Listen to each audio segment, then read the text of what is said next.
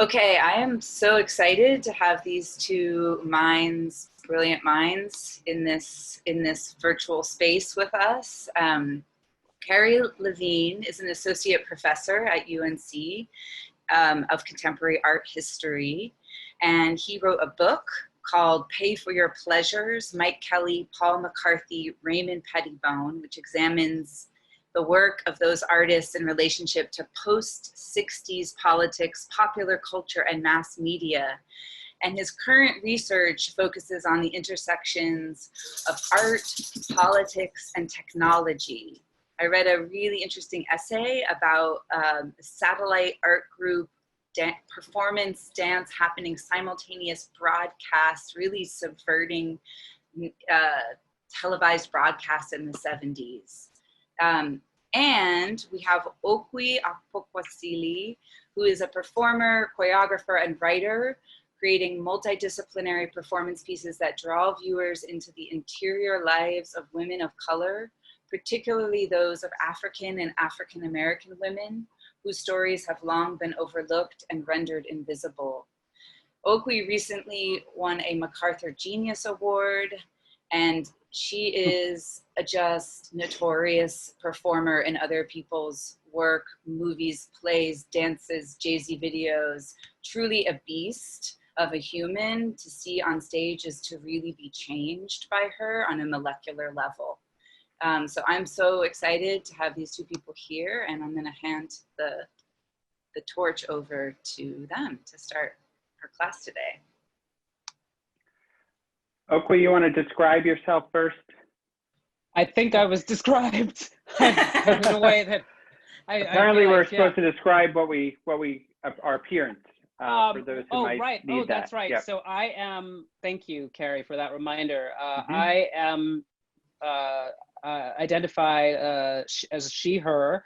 I'm a dark brown skin. I like to say chocolate. I am wearing reading glasses because I can't see in these virtual spaces up close. Hair is slicked back and black, and yeah, that's enough for me. Great. So Cary. Yeah, always awkward to do this.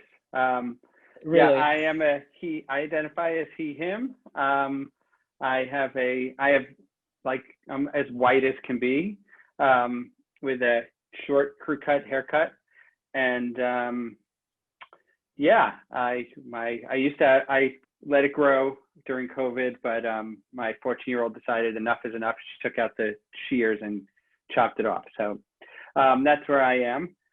Great, and I am honored to be sharing this stage, so to speak, with Okwui, who is the only one of us who deserves to be described as a brilliant genius. But as she's saying no, but it's true. And I'm seeing myself as a kind of facilitator here, as the sort of teacher in the room, but also someone that could help facilitate some discussions and give you, help you get some insights into the way Okwui works and some of the implications of her work.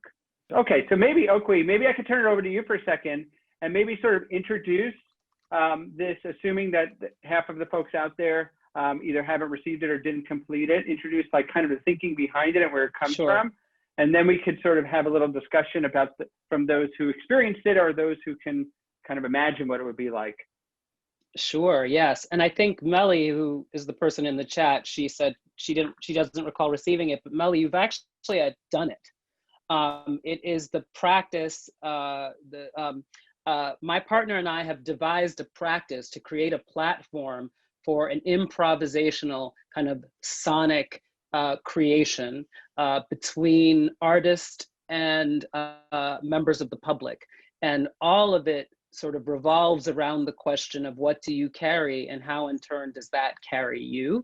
And so that was the question we sent. And we also, my partner has made a kind of sound score so that you can do a slow, I mean, maybe it could be likened to a meditation, but spend some time in a kind of contemplative posture with this sound reverberating with the question and the sound. And then afterwards, just writing in a way that is both grounded in your body and experience, but then can start to move to far-flung places imagistically, you know? So I feel like is that clear to folks? And it comes from, at one point many years ago, I started to do some research into embodied protest practices, or I would say pre-colonial embodied protest practices engaged by Southeastern Nigerian women. And they used it sometimes to, you know, and you'll see, I think there was an article called Sitting on a Man by Judith Van Allen that we also submitted. So I don't know how many of you got a chance to look at that, but it was a practice that women would, that groups of women would engage to basically make their voices heard and protest against things that were problematic to them, in any way endangering them or interfering with their lives. I mean, it could be anything from, they might do this against a husband who was acting egregiously against his wife, to men in a village who were allowing their cows to freely roam and eat the crops of women.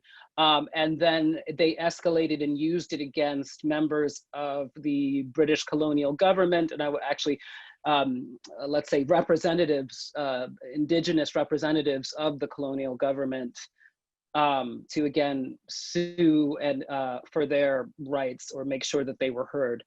So should we give ourselves like 2 minutes? And because we're all here in this space, we might want to close our eyes. We might want to start with like an inhale of breath, an exhale of breath. Let's do like the classic yoga thing, right? Which is inhale for 8, exhale for, I'm sorry, inhale for 4, exhale for 8. Even though I don't want anybody counting out loud, but just think of that practice, right? And we could actually start it now. We can start to close your eyes. And inhale for 4, 1, 2, 3, 4.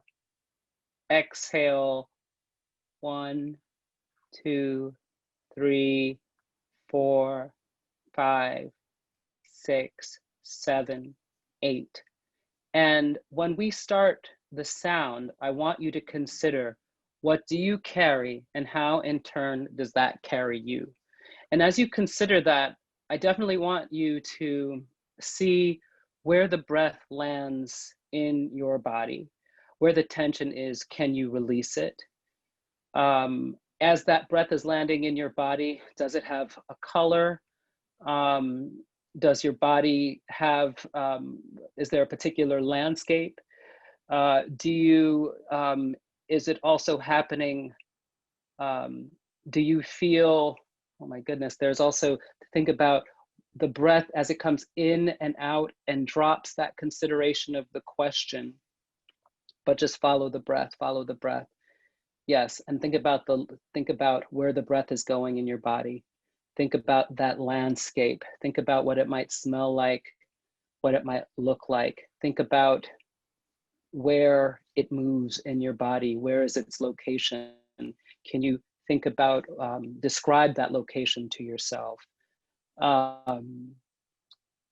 Where does it, are you moving forward in time? Are you moving backward in time? Just allow memory to open up.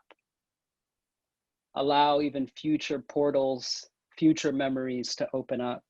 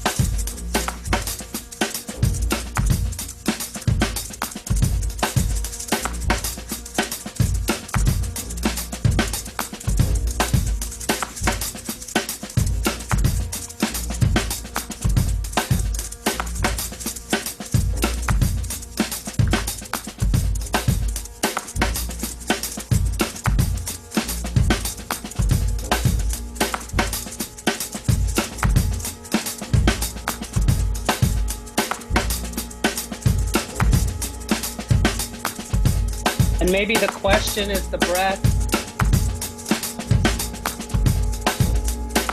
And where is that question and breath moving inside of you? Maybe you're sitting, but your head wants to look back. Your torso wants to twist. Maybe your foot wants to lift. Your hand might move to the side. Fingers may raise, rise up towards the sun and rise back down. Sink back down.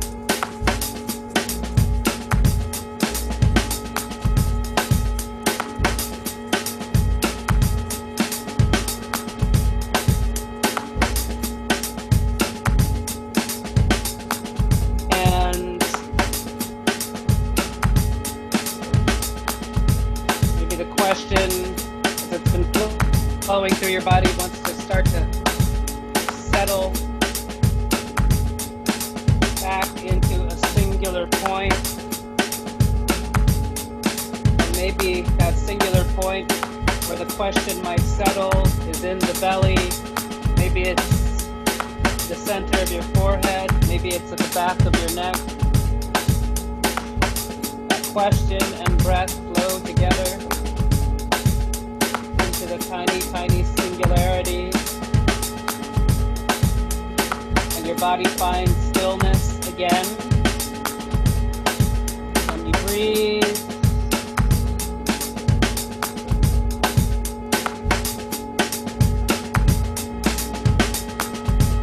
inhale, 1, 2, 3, 4.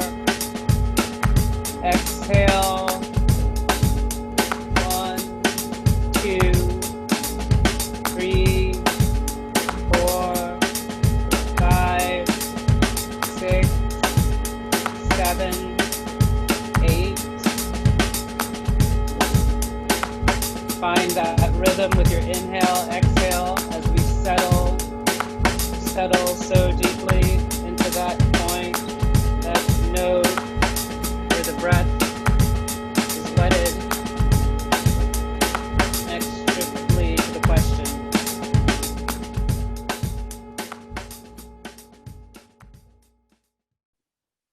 It's strange for me because I've never done that before. Never done that across this kind of space. Oh, it's lovely. And I've never guided, I don't really guide people through it beyond thinking just about the physical. But it's so beautiful. So I guess I might just read. Yeah, floating in space, thinking about my family's origins back in a village in coastal India, still grounded in my body, but aware of my fluid systems. I traveled to a place of curiosity. Yep, go. Oh, do they want to? Yes, do you guys want to just share it instead of me reading? You're right. This is totally improvisatory right now because, like I said, this is generally something that happens over, first of all, a long period of time with a large group of people walking very slowly in a space, right? So the idea is that there is a space, there are books that have the question of what do you carry, how in turn does that carry you?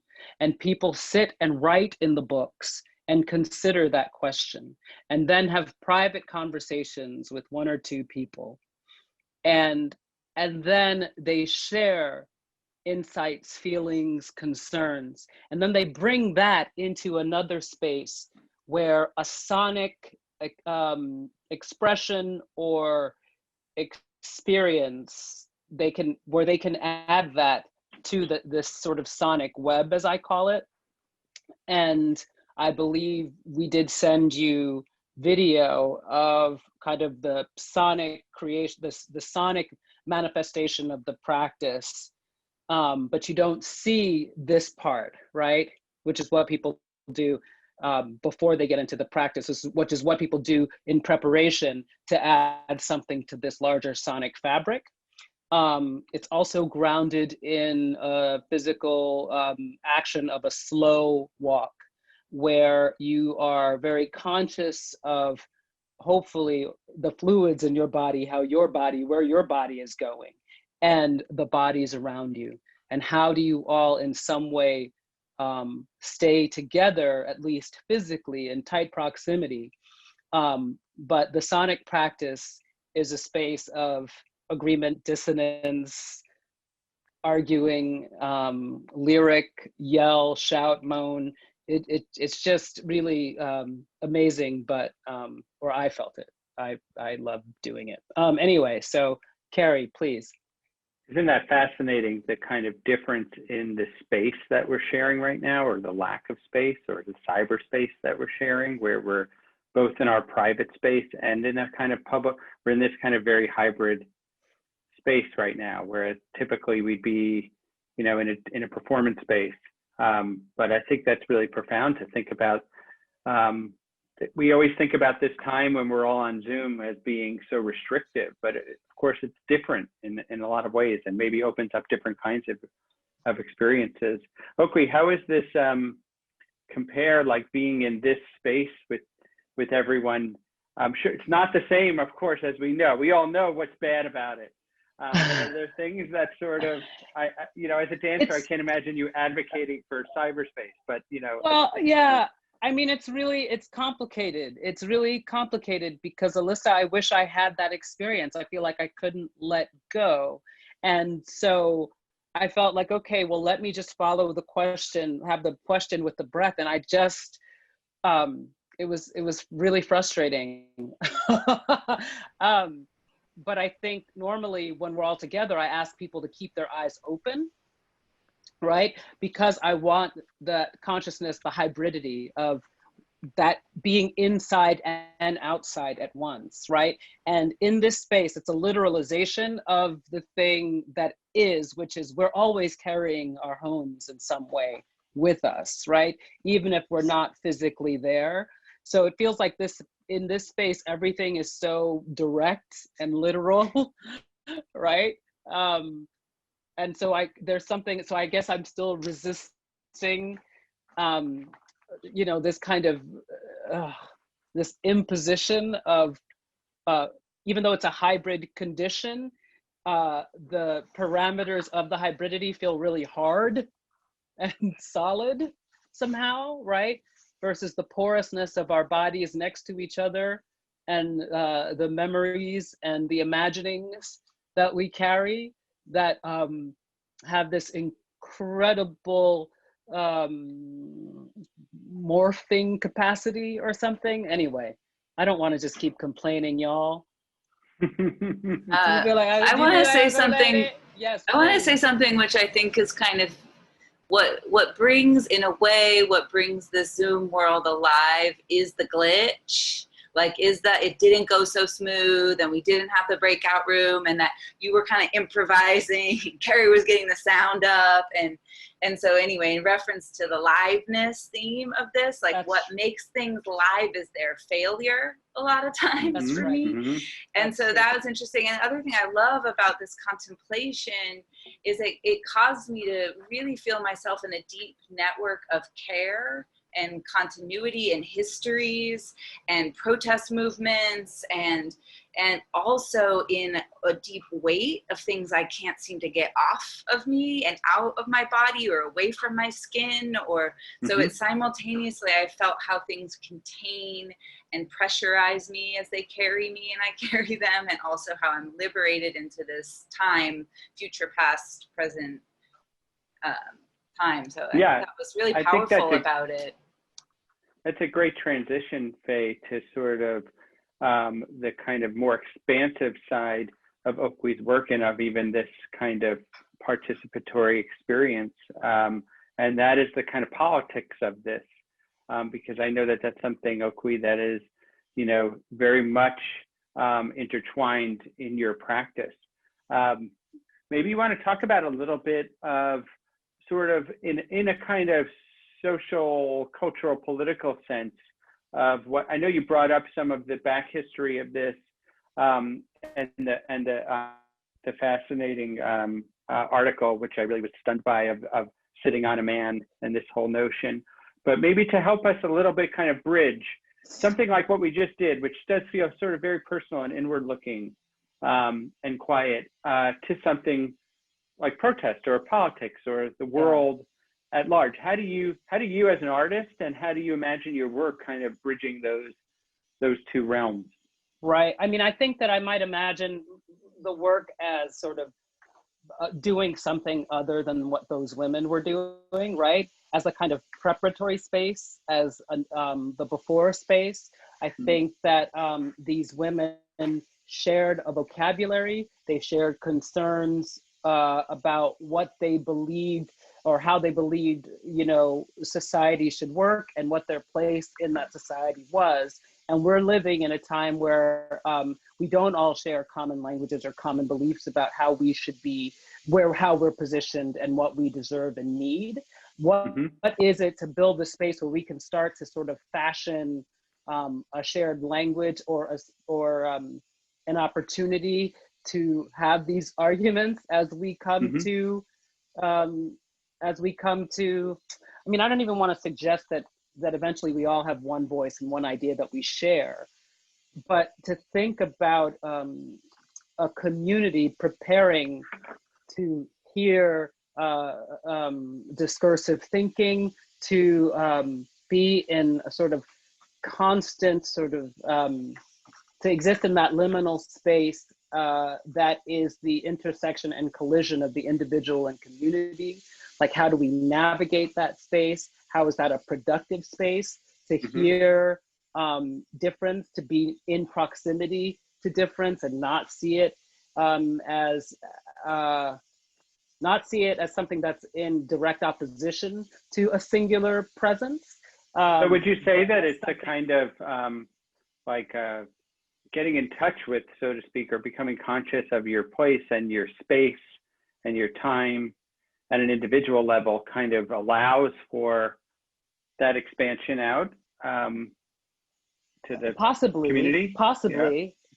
Because I noticed that to say that the individual isn't ever actually separate from all of the folks near you, right? That the individual is also that there is a constant exchange and interplay. Like, so maybe saying the individual is an oxymoron, right? But it's a constant exchange and interplay with the public, with others. Even when we're alone, right? In some way, even that alone space is shaped and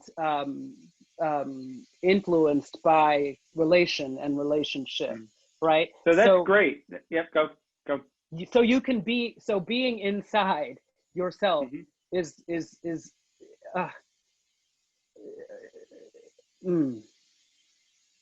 also, it's a universe, but the people outside are not excluded from it. So I'm curious about this aspect of your work and this idea, because as you mentioned, this kind of notion and the kind of relevance of your work to this moment, and you mentioned George Floyd and all these kinds of things. There's a lot of discussion about activating people and becoming active. But alongside that is a lot of discussion about like who has, and rightly so, like who has the right to say certain things or be involved in certain ways or create relations to certain events. Which groups does this really impact? And the question of co-optation. And what I find with a lot of this conversation is that, we're really talking about kind of universalizing the kind of, that we're all sort of human beings and we have this kind of way of communalizing ourselves. But do you worry that there's the risk of universalizing is also the risk of kind of equating everyone, people's bodies, people's struggles are very different depending on their bodies, right? Yeah. In our country especially, but really everywhere. Right. And does this, I'm curious, and I don't have a agenda there, I'm curious to your thoughts on that. I'm not afraid of agendas, but I'm sorry, but I need you to ask me that question again. So in what way would I be at risk of universalizing bodies in this practice? I don't say that. I'm not, that's what I meant. I'm not accusing you of universalizing. Oh, no, yeah. But the question of, that of course, certain bodies have, let's say, just to use a euphemism, more complicated relationships to the world. to politics and society than other bodies do, right? That's right. And so, the participatory practice where, we all kind of function in this way and kind of come together, right? It doesn't, in and of itself, kind of acknowledge that there's a disparity already in the way we think about bodies and how they act in space and their relationship to space and authority and power and institutions and all these kinds of things. There's really important differences, right, between me and you, for example. Right. And so just to make it obvious what I'm trying to say. Yeah. Right. It's true. So the space itself that I'm creating is not one in which people, it isn't a space of rhetoric, it isn't a space of proposing ways to manage difference in a legislative and obvious, it's not instrumental, I should say, right? It's simply, but it is a space of action, but the action is about finding ways of relating, right? And so in the space, it's true that I also work with artists as collaborators in the space who are mostly people of color, queer people. I do, that's my family, my community. And I'm always working to feel like, okay, these are people that would make they make the scaffold of the song and the practice. But whatever happens can happen. I think that's really powerful that you keep pushing us back, Okwui, to it beginning with I hesitate to use the word individual because we've already kind of discounted that. But yes, right. It's about, I think it's right. But that it really begins with the individual kind of and their space and place, rather than always being about, well, you're not doing this and you're not doing that. And,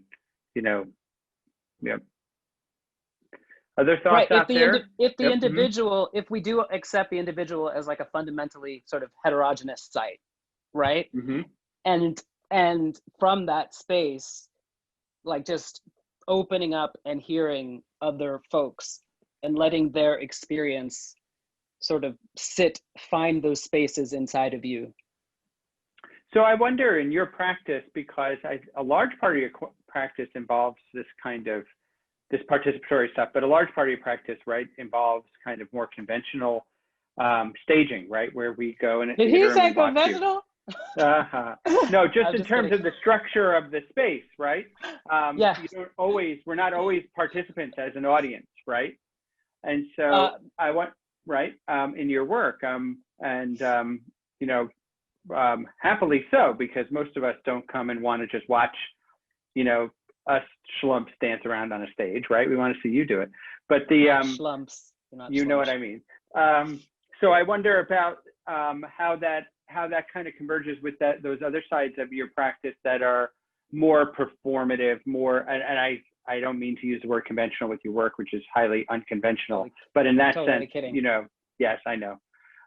In terms of that more kind of structured setting, because there is a sense of when you're an audience in the theater, so to speak, or in the dance space or the performance space, you're not a body in that space. You're not necessarily an individual. You're losing yourself in the performance. So how do you imagine yours in that sense, you're the privileged body in that space, because we're there to watch you. So do you think about the kind of politics of observing, of audience, and how you imagine that kind of work functioning? I love how you say the privileged body. Sure, there are plenty of things I do that are super conventional. But when you talk about the performer as privileged body, I feel like it's, of course, multiple things, right? It's the performer almost as not necessarily privileged body, but maybe even sacrificial lamb, sort of the body offering itself up for critique and judgment and skewering. Consumption. And consumption, yes. So skewering as in kebab land, grill. So I feel like I am always trying to look back. I think I can't, the space, the live space and performance is unique in that we are all sharing space, and I always try to acknowledge that my body is not the only body there. often, you know, when I work with my partner who is the director and designer, and we write together sometimes as well. And we do think about how can we have the audience also look at each other? Do you know what I mean? So that Yeah. I'm not the only person, or the performers on stage or in the performance space aren't the only people being viewed. And is there a space for silence, slowness, certain durational things where, you know, people just aren't going to be interested in looking at you all the time. Their eyes are going to wander to others. So like how to kind of really mess with where the gaze goes. Yeah. Good. Some people are really saying some things. There's some beautiful things going on in the chat. Yeah. One of the things going on, well, you know, we did a whole like hour-and-a-half long practice of chat last week. So I think that's really warmed up for us as a place. And I really love the proposition of it being the new, how are you? Yeah. What are you? Yeah, I like this also. I have to put say, out? I have this, it's funny to me what just transpired in the chat. I agree with Faye with what you're saying. And I have this colleague who I won't mention because obviously, who every time I see them in the hallway, I say, how are you? And they proceed to tell me like everything that's horrible going on in their life. And I just think like, man, I just was saying hello and I want to walk by, right? I don't want to hear all of that. But yes, I think that's, on the other hand, you know, it would be interesting to see how people, so as Marissa said, how people can be when the full answer comes. Maybe that's my flaw, that I don't really mean it when I say it, right? I don't really want to know how he is. I just want to kind of move past him. That's why you got to go, hey. Hey. But yeah. But I think someone also says that they imagine a silent pressure not to have the same thing you're carrying as anyone else. But that pressure isn't there because you don't know it's literally like you and one other person talking privately. And then you move into a collective space, just because it's not a performative space, it's a practice space. And it's not about comparing, well, how interesting is what I'm carrying compared to, you don't know what other people are thinking. You actually might be able to read a little bit in the book and see what other people have written. But generally we do what we can to undermine that tendency.